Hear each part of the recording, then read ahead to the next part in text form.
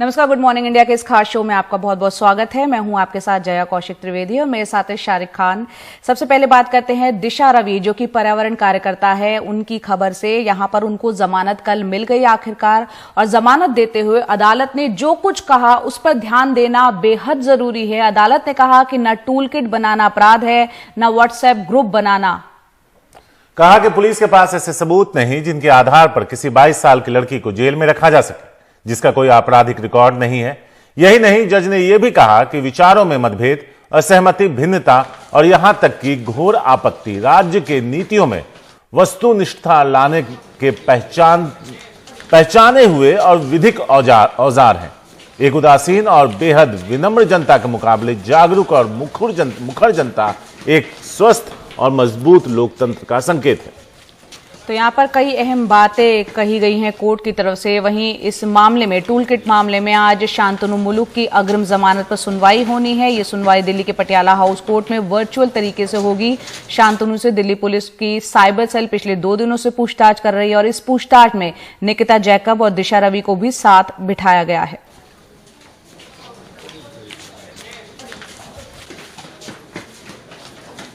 इससे पहले मंगलवार को 1 दिन की रिमांड के बाद दिल्ली पुलिस दिशा की 4 दिन की रिमांड मांग रही थी कि सेशंस कोर्ट ने दिशा रवि की जमानत अर्जी मंजूर कर ली।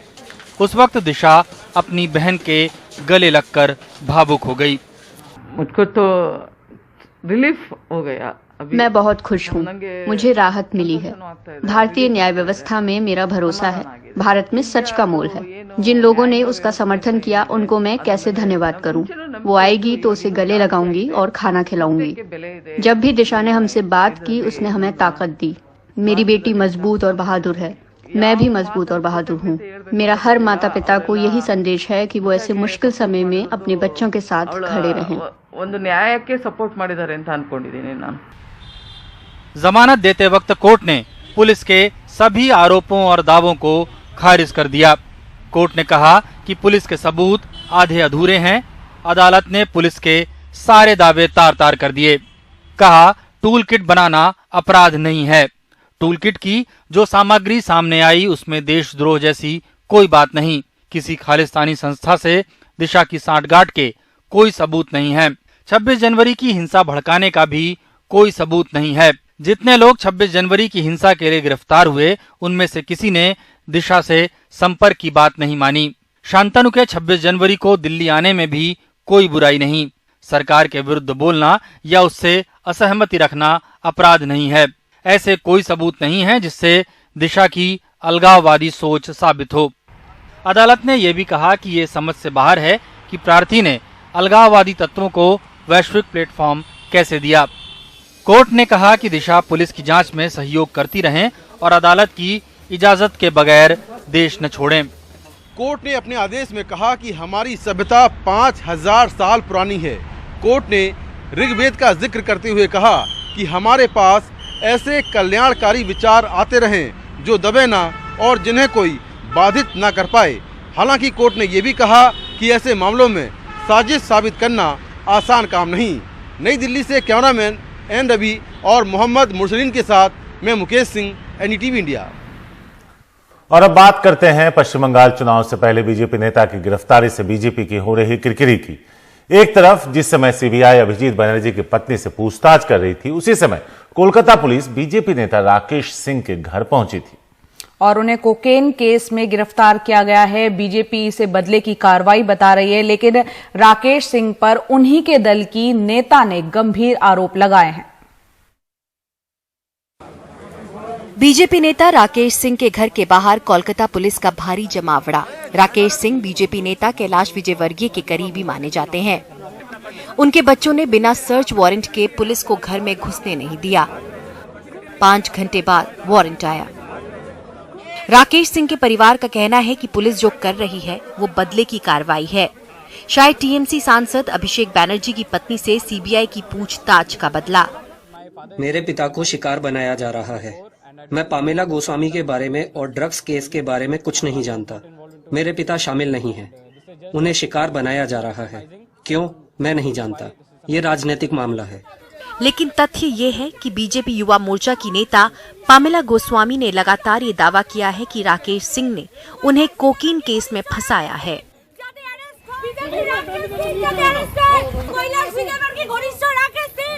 इसी बीच टीएमसी के एक नेता ने दावा किया कि पामेला ने गिरफ्तारी से एक दिन पहले उन्हें कॉल किया था और वो कुछ और बीजेपी नेताओं के साथ उनसे मिलना चाहती थीं। मैं पामेला गोस्वामी को कतई नहीं जानता। मुझे नहीं मालूम वो मुझसे क्यों संपर्क करना चाह रही थी। मुझे अंदेशा है कि ये जाल जैसा कुछ हो सकता है। इस पूरे पामेला गोस्वामी प्रकरण से बीजेपी की किरकिरी हुई है। राकेश सिंह गिरफ्तार हो चुके हैं, लेकिन सवाल बचे हुए हैं। कोलकाता से मोनीदीपा बैनर्जी की रिपोर्ट, एनडीटीवी इंडिया के लिए।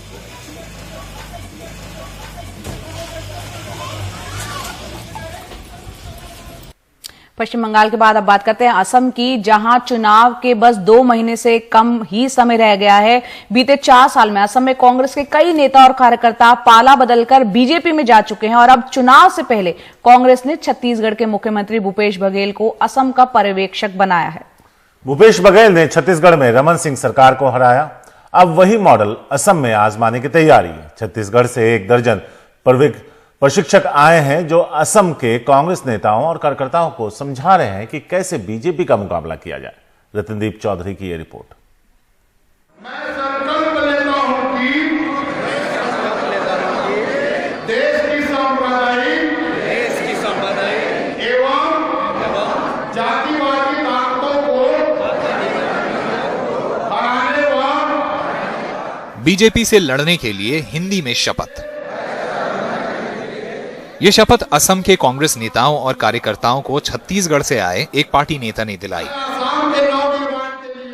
असम के पार्टी नेता इसे टीम बघेल कहते हैं। छत्तीसगढ़ कांग्रेस के इन 15 प्रशिक्षकों को भूपेश बघेल ने चुना है, जो असम चुनाव में कांग्रेस के पर्यवेक्षक हैं।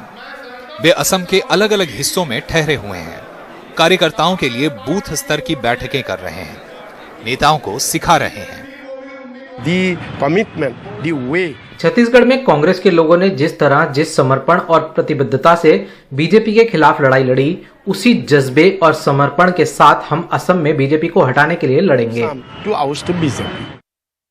बीते कुछ वर्षों में कई बड़े नेताओं, विधायकों और कार्यकर्ताओं के चले जाने से राज्य में कांग्रेस का संगठन तार-तार हो गया है। छत्तीसगढ़ से आए कांग्रेस के इन नेताओं में विधायक, मंत्री और मुख्यमंत्री के सलाहकार से लेकर जिला कार्यकर्ता तक शामिल हैं। वो असम में जीत के लिए छत्तीसगढ़ मॉडल लेकर आए हैं। In Chhattisgarh, we had rigorous training sessions and Chhattisgarh में हमने बूथ लेवल से नीचे के लोगों को जमकर ट्रेनिंग दी और कैडर का आधार बनाया। यहाँ हमने महसूस किया कि बूथ स्तर पर कार्यकर्ता हैं और उनको बस फिर से जोड़ने, प्रेरित करने और चुनाव लड़ने को तैयार करने की जरूरत है। Give them some motivation and they will be there to fight the election. सूत्रों के मुताबिक खुद बघेल रोज इन प्रशिक्षण सत्रों की निगरानी कर रहे हैं। वो असम में प्रचार के लिए तय कांग्रेस के स्टार प्रचारकों में भी हैं। 2018 में छत्तीसगढ़ की हार बीजेपी को सबसे ज्यादा सदमे में डालने वाली थी, लेकिन पार्टी मानती है कि इसे असम में दोहराना दिन में सपने देखने जैसा है। हर जनता जानता है, जहां इलेक्शन होता है वही हारता है। इन लोग कहाँ नहीं हारा है, तो इसलिए हम लोग का कोई सोचने का भी बात नहीं है। कांग्रेस के बारे में पूछ रहे हैं, आप पूछिए तो ये कांग्रेस में दिल्ली में कौन है और असम में कौन है। तो इसलिए हम लोग ये इलेक्शन में कांग्रेस हमारा मेन पार्टी नहीं है। छत्तीसगढ़ मॉडल पर अमल के अलावा कांग्रेस यहां भी अकेले चुनाव लड़ने की परिपाटी छोड़कर गठबंधन में जा रही है। ये नई रणनीतियां कांग्रेस को कितनी रास आएंगी, ये जल्द ही पता चलेगा। गुवाहाटी से रत्नदीप चौधरी की रिपोर्ट।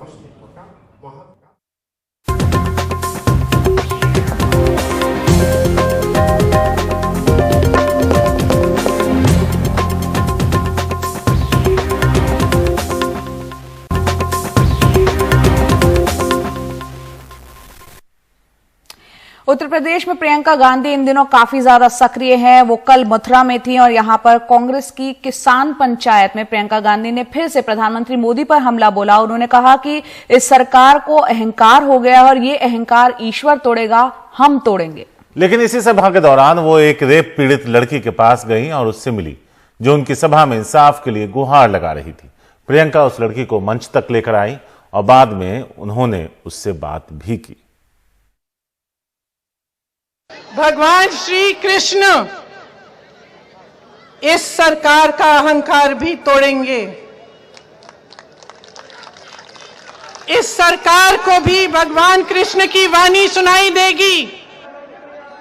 कांग्रेस की ओर से मथुरा में आयोजित ये चौथी किसान महापंचायत थी, जिसमें प्रियंका ने सरकार और प्रधानमंत्री पर हमले में कोई कसर नहीं छोड़ी। कहा कि ये सरकार गैर जिम्मेदार है और इनकी आलोचना होती है। जब जनता को इनकी नीतियां पसंद नहीं आती तब ये दो चीजें करते हैं। सबसे पहले तो बहाना मारते हैं, जिम्मेदारी नहीं लेते, कहते हैं कि कांग्रेस की सरकार ने किया इसलिए हम भुगत रहे हैं, हमें करना पड़ रहा है। और दूसरी बात ये कहते हैं कि हम राजनीति कर रहे हैं। क्या मतलब है इसका? सबसे बड़ी राजनीति करने वाले तो ये लोग हैं। उनके भाषण के दौरान ही भरतपुर जिले की एक बलात्कार पीड़ित लड़की ने इंसाफ की गुहार के साथ नारे लगाने शुरू किए। प्रियंका भाषण रोककर उनके पास गईं, उन्हें मंच तक लाईं। भाषण के बाद भी उन्होंने उस लड़की से बात की, फिर राज्य के मुख्यमंत्री अशोक गहलोत को फोन भी किया। एनडीटीवी इंडिया से बात करते हुए उन्होंने कहा कि वो उस लड़की का साथ नहीं छोड़ेंगी। उनकी जो जैसे ये लड़की जो मेरे पास आई, कोई उनकी अगर उसकी आवाज नहीं सुनी जा रही तो वो चाहती है कि सुनी जाए, उसकी आवाज कहीं पहुंचे जहाँ पे उन्हें न्याय मिले। तो मैं अपना कर्तव्य निभा रही हूँ। मेरा कर्तव्य ये है कि उनकी आवाज ऐसी जगह पहुंचे जहाँ से उन्हें न्याय मिले। दिलचस्प ये है कि इस पर यूपी के मुख्यमंत्री ने नहीं, उनके मीडिया सलाहकार ने ट्वीट कर इसे प्रियंका गांधी का पाखंड बताया। प्रियंका गांधी किसानों को मुद्दे को लेकर के सड़कों पर हैं, किसान महापंचायतें। प्रियंका गांधी किसानों को मुद्दे को लेकर के सड़कों पर हैं, किसान महापंचायतें वो कर रही हैं, भीड़ भी आ रही है। लेकिन सबसे बड़ा सवाल ये है, क्या ये भीड़ वोट देगी इनको? जो किसान मुद्दे पर एक हुए हैं तमाम किसान, क्या वो कांग्रेस को वोट देंगे? सबसे बड़ा सवाल है। लेकिन चाहे वो जयंत चौधरी हैं, चाहे वो प्रियंका गांधी, उनके किसान महापंचायतों में जबरदस्त भीड़ हो रही है, ये बात तय है। सहयोगी सौरभ गौतम और संजय कौशिक के साथ मथुरा से सौरभ शुक्ला, एनडीटीवी इंडिया। और सूत्रों के हवाले से खबर है कि पुडुचेरी में बीजेपी सरकार बनाने का दावा पेश नहीं करेगी। ऐसे में पुडुचेरी में राष्ट्रपति शासन लगेगा। 2 दिन पहले यहां कांग्रेस की नारायणसामी सरकार गिर गई थी। बहुमत साबित करने को कहा गया था, लेकिन उन्होंने उससे पहले ही इस्तीफा दे दिया।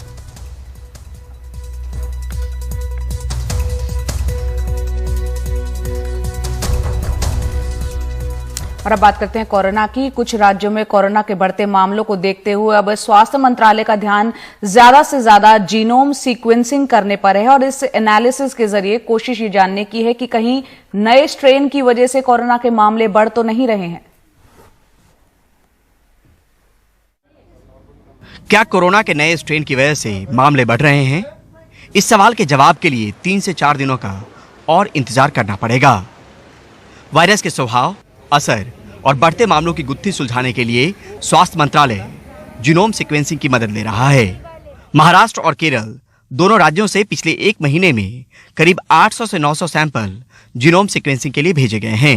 इसके अलावा पंजाब और बैंगलोर से भी सैंपल मंगवाए गए हैं। केरल और मुंबई में माइक्रो लेवल पर निगरानी रखी जा रही है, इस बात की कोशिश कि कहीं नए जगहों पर क्लस्टर तो नहीं बन रहे। इंडिया में अभी तक 6000 से ज़्यादा जीनोम सीक्वेंस हो चुके हैं और उन सारे जीनोम्स के सीक्वेंस को लेके सीसीएमबी ने एक स्टडी किया, जिससे पूरे जो भी म्यूटेशंस हैं उनको कैटलॉग करके तो करीब अभी तक 7000 से ज़्यादा म्यूटेशंस शुरू से लेके आज तक हमने रिकॉर्ड किए हैं। ज़्यादातर इसमें म्यूटेशंस कोई ख़ास मायने नहीं रखते, क्योंकि वो आते हैं और उसके बाद परसिस्ट नहीं करते, चले जाते हैं। लेकिन इन्हीं म्यूटेशंस में कुछ ऐसे भी हो सकते हैं जो कि बाद में आगे चल के ज़्यादा प्रोमिनेंट वेरिएंट बन के उभर सकते हैं। लेकिन इस स्टडी से ये तो क्लियर है कि बहुत सारे म्यूटेशंस लगातार बन रहे हैं और नए वेरिएंट्स बनने की संभावना है। नज़र इस बात पर भी है कि ब्राज़ील और दक्षिण अफ्रीका की तरह नए स्ट्रेन भारत में भी नई कोरोना लहर न ला दें। आखिर इन दोनों देशों की जलवायु भारत जैसी ही है। चिंता और चुनौती के बीच अब कोशिश बढ़ते मामलों से निपटने की है। जब मामला थम सा रहा है तो कुछ राज्य चिंता बढ़ा रहे हैं।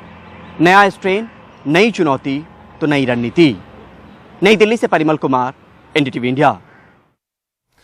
बेंगलुरु में निजी और सरकारी अनुदान से चलने वाले स्कूलों को फीस में 30% कटौती का आदेश रास नहीं आ रहा है और इसको लेकर विरोध पर उतरे हैं। बिल्कुल, और इसके विरोध में स्कूलों के प्रबंधन और शिक्षकों ने मेजेस्टिक रेलवे स्टेशन से फ्रीडम पार्क तक रैली की और वो ये आदेश वापस लिए जाने की मांग भी कर रहे हैं। ये तस्वीर रेस कोर्स रोड फ्लाईओवर की है। निजी और सरकारी अनुदान की मदद से चलने वाले स्कूलों के शिक्षक और प्रबंधन के साथ साथ सपोर्ट स्टाफ की विराट रैली। इनकी मांग है कि सरकार स्कूल फीस में 30% कटौती के फैसले को वापस ले, क्योंकि स्कूलों की हालत महामारी की वजह से पहले से ही खराब है। जो वादा किया सरकार ने, जो अपना संदेश दिया वो वापस ले कि 30% जो कटौती है वो वापस ले, ताकि पूरा सब नॉर्मल में हो सकता है। बंद कर देंगे तो हमारा जीना कैसा चलेगा? हमारी फैमिली भी तो चलनी चाहिए ना, इसीलिए हम स्ट्राइक पे आए हैं यहाँ पे बेंगलुरु पे। दूसरी तरफ अभिभावकों का संगठन सरकार पर दबाव बना रहा है कि वो अपने फैसले को वापस न ले, क्योंकि कोरोना की वजह से उनकी भी आर्थिक स्थिति ठीक नहीं है, जबकि स्कूलों का हाल ऐसा बुरा नहीं है। If they are so aggrieved by the government order, अगर इन्हें सरकार के फैसले से इतनी तकलीफ है तो इन्हें चाहिए कि अपने ऑडिटेड अकाउंट के साथ आमने सामने बैठकर सरकार से बात करें, ये साबित करें कि उनके दावे सही हैं। सड़कों पर उतरकर इस तरह हंगामा करने से क्या फायदा है? let them get their claims validated and approved from the department. Why are they on the streets? देखना है इस दोहरे दबाव के बीच सरकार क्या रास्ता निकालती है। ये वो शिक्षक हैं जो दिन भर बच्चों को ऑनलाइन और ऑफलाइन क्लासेस के जरिए पढ़ाते रहते हैं कि कोरोना से बचाव के लिए सोशल डिस्टेंसिंग का पालन करें और मास्क पहनें, लेकिन सवाल रोजी रोटी का है, इसलिए इस तरह न चाहते हुए भी ये सब इकट्ठा हुए हैं। सरकार पर दबाव अभिभावकों का भी है, जिनकी आमदनी कम हो गई है। ऐसे में अब सरकार बीच का रास्ता निकालने की कोशिश कर रही है। बेंगलुरु से कैमरामैन कुमार के साथ निहाल खिदवई, एनडीटीवी इंडिया।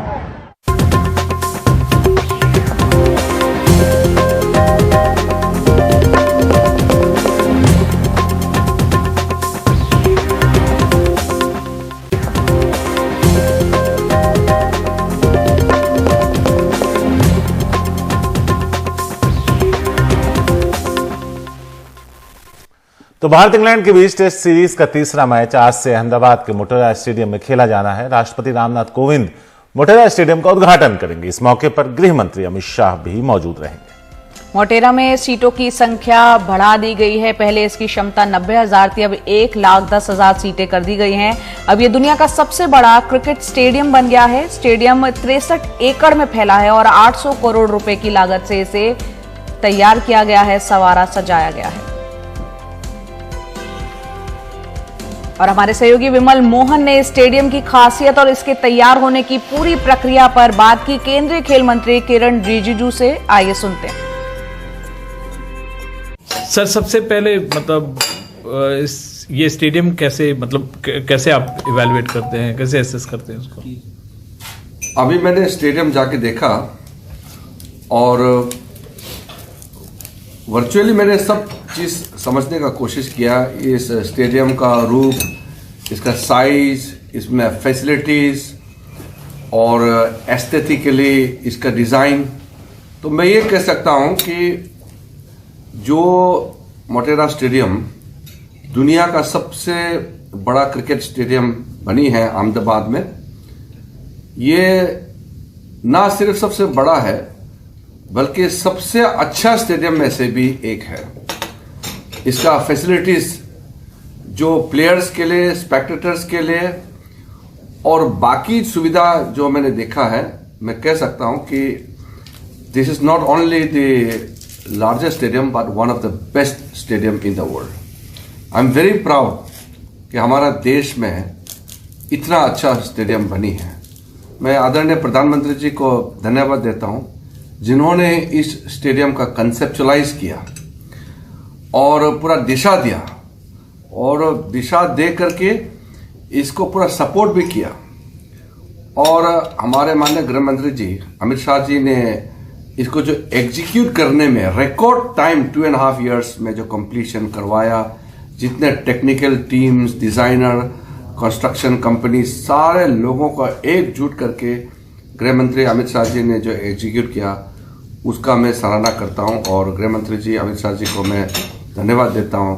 आपने एक ऐसा एसेट दिया है और मोदी जी के विजन को आपने रियलिटी में उतारा है। तो जया, इसमें एक चीज जोड़ देते हैं, आज विमल मोहन से थोड़ी सी जलन हो रही है क्योंकि इस ऐतिहासिक मौके पर, इस खास दिन पर वो वहां मौजूद हैं और हम यहाँ स्टूडियो में बैठे हैं। बिल्कुल, और यहाँ पर खेल मंत्री जिस स्टेडियम की इतनी तारीफें कर रहे हैं, उस मोटेरा स्टेडियम में क्या क्या सुविधाएं और किस तरह से ये बेहद खास बन जाता है, देखते हैं हमारे सहयोगी विमल मोहन की ये रिपोर्ट।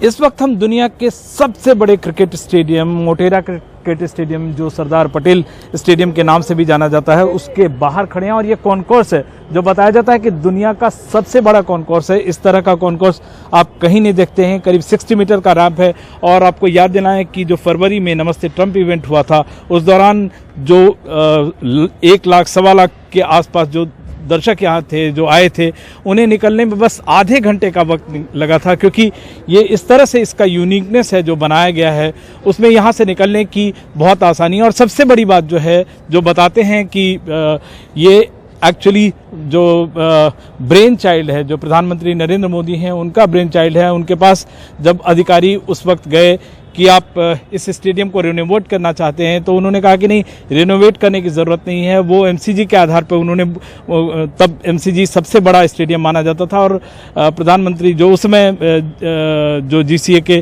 प्रेसिडेंट थे, उन्होंने सलाह दी कि आप सबसे बड़ा स्टेडियम तैयार करें। तो उसी आधार पे ये सबसे बड़ा, दुनिया का सबसे बड़ा क्रिकेट स्टेडियम तैयार किया गया और अब ये एक मिसाल बन चुका है।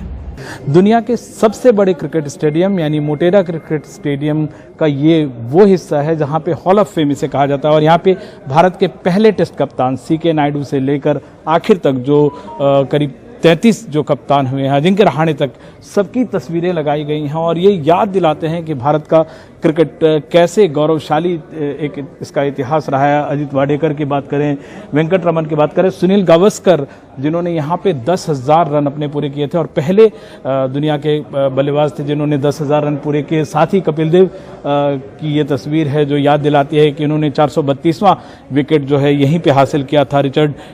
सर रिचर्ड हेडली का रिकॉर्ड तोड़ा था। और फिर मोहम्मद अजहरुद्दीन या सचिन तेंदुलकर के साथ भी इस मैदान की कई खास यादें जुड़ी हैं। 18,000 अंतर्राष्ट्रीय क्रिकेट में रन या 30,000 जो रन हैं उन्होंने यहीं पे आंकड़ा प्राप्त किया। और कई जो सौरव गांगुली हैं, राहुल द्रविड़ हैं, वीरेंद्र सहवाग, सब ने यहाँ पे एक अपनी इन सब के लिए एक याद जुड़ी हुई है। कई सारे और भी जो क्रिकेटर हैं, श्री नाथ हैं या युवराज सिंह हैं, इन सब के साथ यहाँ की यादें जुड़ी हैं। लेकिन ये कप्तानों की जो फहरिस्त है, मतलब सीके नायडू से लेकर और रोहित शर्मा की यहाँ पे लगी हुई है, अजिंक्य रहाणे की भी लगेगी यहाँ पे, वीरेंद्र सहवाग हैं, महेंद्र सिंह धोनी हैं। तो ये कप्तान याद दिलाते हैं कि भारतीय क्रिकेट का कितना गौरवशाली इतिहास रहा है और कितना गौरवशाली सफर रहा है। क्राउड को या फैंस को खेल का अक्सर 12वां खिलाड़ी, क्रिकेट में 12वां खिलाड़ी से माना जाता है और इस स्टेडियम में जिसकी कैपेसिटी 1.25 लाख से ज़्यादा बताई जा रही है, इसमें 50% टिकट बिक भी गए हैं। ऐसे में आप समझें कि 50,000 दर्शक अगर किसी टीम के साथ उसको चीयर करते हैं। चेन्नई में आपने देखा था विराट कोहली दर्शकों से चीयर करने की गुजारिश कर रहे थे और इसका उन्होंने बताया कि उनको फ़ायदा भी होता है, वो मोटिवेट करते हैं खुद को खिलाड़ी। ऐसी हालत में अगर किसी टीम के साथ 50,000 और पूरी जब कैपेसिटी भरी हो, 1.25 लाख के स्टेडियम में अगर किसी खिलाड़ी को चीयर किया जाए, उसका हौसला कितना बढ़ेगा और विपक्षी टीम की हालत कितनी खराब हो सकती है, इसका अंदाज़ा लगाया जा सकता है। अपने आप में ये स्टेडियम विराट है और ऐसे ही विराट प्रदर्शन की उम्मीद विराट और उनकी टीम से यहाँ पे ज़रूर की जाएगी। इस वक्त हम मोटेरा के सरदार पटेल स्टेडियम के प्रेस बॉक्स में हैं, जहां मीडिया अपने खबरें तैयार कर रही हैं और आप तक पहुंचाती है। ये स्टेडियम अपनी विशालता और भव्यता की वजह से पूरी दुनिया की आकर्षण का केंद्र बन चुका है। लेकिन अगर यहाँ भारत ऐसे ही इंग्लैंड को 2 मुकाबलों में हराकर वर्ल्ड टेस्ट चैंपियनशिप के फाइनल में पहुंचता है, तो इसे फैंस लंबे समय तक अपने दिल से संजो कर रखेंगे। मोटेरा के सरदार पटेल स्टेडियम से विमल मोहन, एनडीटीवी इंडिया।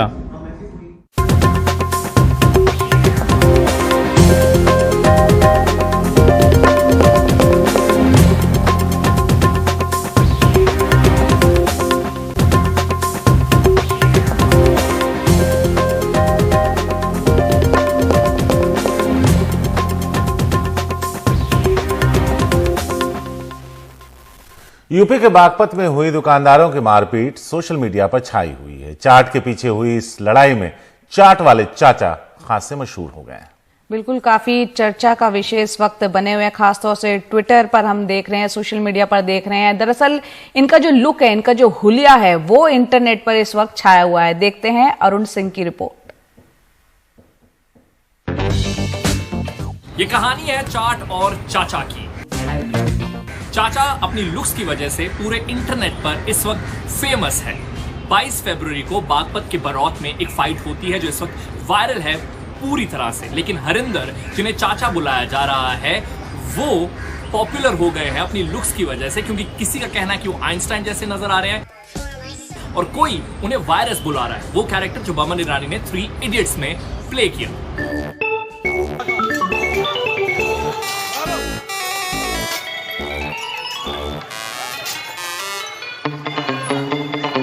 लेकिन 40 साल के हरिंदर उर्फ चाचा के मुताबिक ये लड़ाई ग्राहकों के पीछे हुई।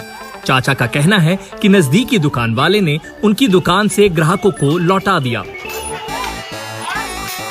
बिकती तो इनकी है नहीं, चिल्ला में आगे दुकान पड़े, वापसी कर जा, मार पिटाई करें। आज भी आपके साथ यही? हाँ, आज यही काम करा। 22 फरवरी को हुई इस लड़ाई में पुलिस ने 8 लोगों को गिरफ्तार किया और जब गिरफ्तार होकर बैठे इन लोगों की तस्वीरें आई तो इंटरनेट पर फिर से चल पड़ा कि थाने में पारी हो रही है। इसी के साथ हमारी चिट चाट का वक्त होता है खत्म। Arun Singh, NDTV India.